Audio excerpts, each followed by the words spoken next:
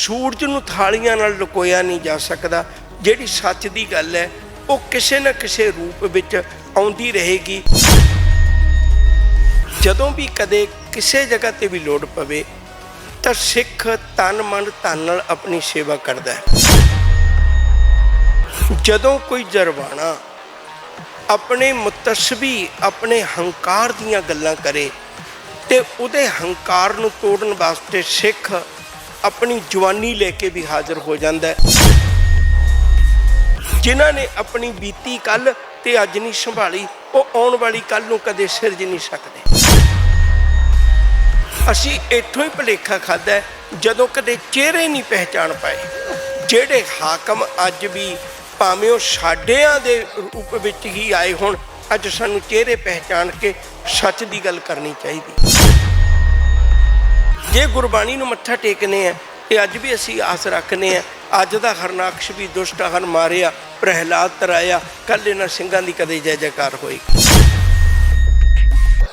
TV 84 India ਦੇ ਨਾਲ जुड़े हो। मैं रजिंदर सिंह सभरा। कौमी इंसाफ मोर्चा चंडीगढ़ ਅਤੇ मोहाली ਦੀਆਂ ਸਰਹੱਦਾਂ ਦੇ ਉੱਪਰ ਕਈ ਦਿਨਾਂ ਤੋਂ ਲੱਗ ਚੁੱਕਾ ਹੈ ਤਾਂ ਵੱਡੀਆਂ ਸਿੱਖ ਪੰਥਕ ਸ਼ਖਸੀਅਤਾਂ ਅਤੇ ਰਾਜਨੀਤਿਕ ਸ਼ਖਸੀਅਤਾਂ ਸ਼ਮੂਲੀਅਤ ਕਰ ਰਹੀਆਂ ਨੇ। ਮੋਰਚਾ ਇੱਕ ਤਰ੍ਹਾਂ ਦੇ ਨਾਲ ਪੱਕ ਚੁੱਕਾ ਹੈ ਤਾਂ ਸਿੱਖ ਵਿਦਵਾਨ ਕਥਾਵਾਚਕ ਗਿਆਨੀ ਕਹਿ ਸਕਦੇ ਹਾਂ ਕਿ ਅਮਰੀਕ ਸਿੰਘ ਜੀ ਚੰਡੀਗੜ੍ਹ ਵਾਲੇ ਪੁੱਜ ਚੁੱਕੇ ਨੇ। ਉਹਨਾਂ ਦੇ ਨਾਲ ਵੀ ਗੱਲਬਾਤ ਕਰਾਂਗੇ। ਸਟੇਜ ਦੇ ਉੱਪਰੋਂ ਗੁਰਬਾਣੀ ਦੀ ਕਥਾ ਕਰਕੇ ਇਤਿਹਾਸ ਦੀ ਕਥਾ ਕਰਕੇ ਆਏ ਨੇ, ਉਹਨਾਂ ਦੇ ਨਾਲ ਗੱਲਬਾਤ ਕਰ ਲੈਣ। ਸਵਾਗਤ ਹੈ ਸਭ ਤੋਂ ਪਹਿਲਾਂ ਜੀ। ਵਾਹਿਗੁਰੂ ਪਿਆਰਿਓ, ਵਾਹਿਗੁਰੂ ਜੀ ਕਾ ਖਾਲਸਾ ਵਾਹਿਗੁਰੂ ਜੀ ਕੀ ਫਤਿਹ ਜੀ। ਗਿਆਨੀ ਜੀ, ਸਭ ਤੋਂ ਪਹਿਲਾਂ ਵੱਡਾ ਸਵਾਲ ਹੈ ਇਤਿਹਾਸ ਦਾ। ਜਿੱਥੇ ਵਿਖਿਆਨ ਕਰਦੇ ਹੋ ਉੱਥੇ ਗੱਲ ਕੀਤੀ ਜਾਵੇ। ਅੱਜ ਗੁਰਬਾਣੀ ਦੀ ਕਥਾ ਕਰਕੇ ਇਤਿਹਾਸ ਦੀ ਕਥਾ ਕਰਕੇ ਵੀ ਇਸ ਮੋਰਚੇ ਦੇ ਵਿੱਚ ਚੱਲੇ ਹੋ ਤਾਂ ਕਿਵੇਂ ਦੇਖਦੇ ਹੋ ਜੀ? ਸਭ ਤੋਂ ਪਹਿਲਾਂ ਜਿਸ ਤਰੀਕੇ ਦੇ ਨਾਲ ਮੋਰਚਾ ਚੰਡੀਗੜ੍ਹ ਦੀਆਂ ਬਰੂਹਾਂ ਦੇ ਉੱਪਰ ਲੱਗ ਚੁੱਕਾ ਹੈ, ਇਹ ਸਿੱਖ ਕੌਮ ਦਾ ਇੱਕ ਵਿਰਸੇ 'ਚ ਮਿਲਿਆ ਹੋਇਆ ਇਹਨੂੰ ਵਿਰਸਾ ਹੈ, ਵਿਰਾਸਤ ਵਿੱਚ ਮਿਲਿਆ ਹੋਇਆ ਵਿਰਸਾ ਹੈ ਵੀ ਜਦੋਂ ਵੀ ਕਦੇ ਕਿਸੇ ਜਗ੍ਹਾ 'ਤੇ ਵੀ ਲੋੜ ਪਵੇ ਤਾਂ ਸਿੱਖ ਤਨ ਮਨ ਧਨ ਨਾਲ ਆਪਣੀ ਸੇਵਾ ਕਰਦਾ ਹੈ। ਪ੍ਰਸ਼ਾਦੇ ਦੀ ਲੋੜ ਪਵੇ ਤੇ ਪ੍ਰਸ਼ਾਦਾ ਲੈ ਕੇ ਪਹੁੰਚ ਜਾਂਦਾ ਹੈ, ਦਵਾਈਆਂ ਦੀ ਲੋੜ ਪਵੇ ਤੇ ਦਵਾਈਆਂ ਲੈ ਕੇ ਪਹੁੰਚ ਜਾਂਦਾ ਹੈ।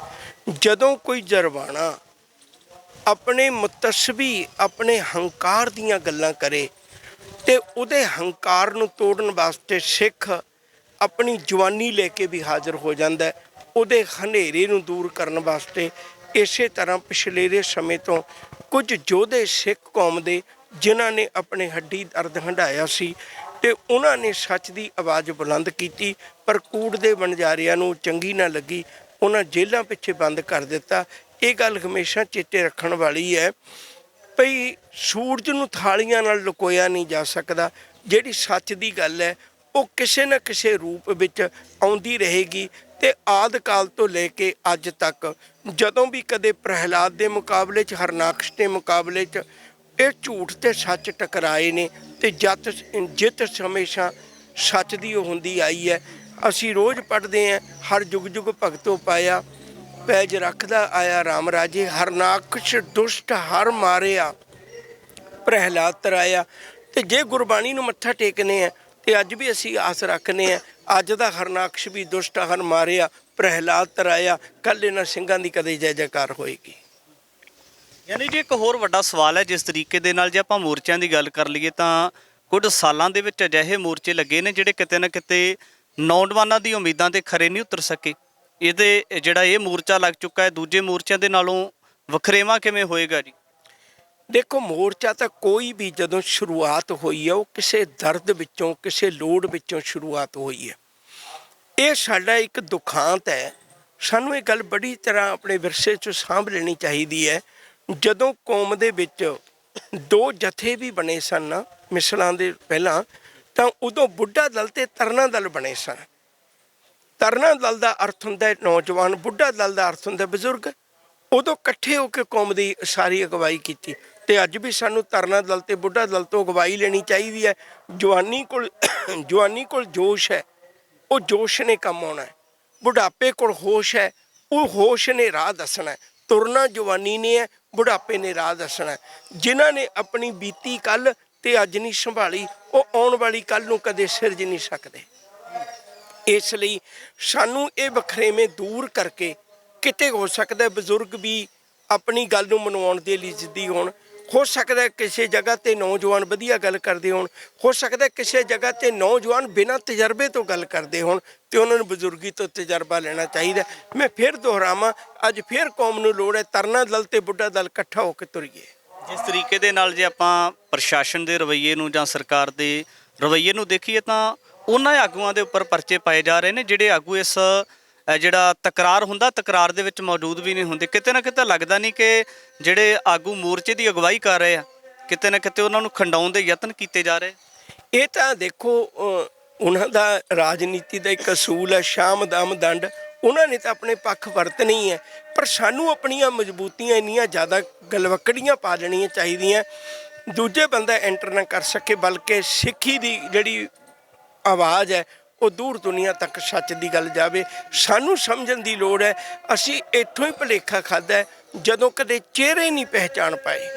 ਜਿਹੜੇ ਹਾਕਮ ਅੱਜ ਵੀ ਭਾਵੇਂ ਉਹ ਸਾਡਿਆਂ ਦੇ ਰੂਪ ਵਿੱਚ ਹੀ ਆਏ ਹੋਣ, ਅੱਜ ਸਾਨੂੰ ਚਿਹਰੇ ਪਹਿਚਾਣ ਕੇ ਸੱਚ ਦੀ ਗੱਲ ਕਰਨੀ ਚਾਹੀਦੀ ਹੈ। ਜੀ ਗਿਆਨੀ ਜੀ, ਅਖੀਰ ਦੇ ਵਿੱਚ ਸਵਾਲ ਹੈ ਕਿ ਜਿਹੜੀਆਂ ਸਿੱਖਾਂ ਦੀਆਂ ਮੰਗਾਂ ਰਹੀਆਂ ਨੇ ਤਾਂ ਕੁਝ ਪੰਜਾਬ ਦੇ ਵਿੱਚ ਇਸ ਤਰ੍ਹਾਂ ਦੀਆਂ ਧਿਰਾਂ ਵੀ ਰਹੀਆਂ ਨੇ ਜਿਹੜੀਆਂ ਇਹ ਦਾਅਵੇ ਕਰਦੀ ਗਈਆਂ ਕਿ ਇਹ ਜਿਹੜੀਆਂ ਮੰਗਾਂ ਕੁਝ ਨਹੀਂ ਦੂਜੇ ਮੁਕਾਬਲੇ ਦੇ, ਜੇ ਆਪਾਂ ਦੂਜੇ ਸੂਬਿਆਂ ਦੇ ਨਾਲ ਕੰਪੈਰੀਜ਼ਨ ਕਰਕੇ ਦੇਖੀਏ ਅੱਜ ਵੀ ਉਹਨਾਂ ਨੂੰ ਇਸ ਮੋਰਚੇ ਦੇ ਨਾਲ ਕੁੜੱਤਣ ਹੈ, ਜਿਹੜੀ ਉਹਨਾਂ ਦੀ ਕੋਈ ਗਿਲਾ ਸ਼ਿਕਵੀ ਹੈ ਜਾਂ ਈਰਖਾਬਾਜ਼ੀ ਹੈ।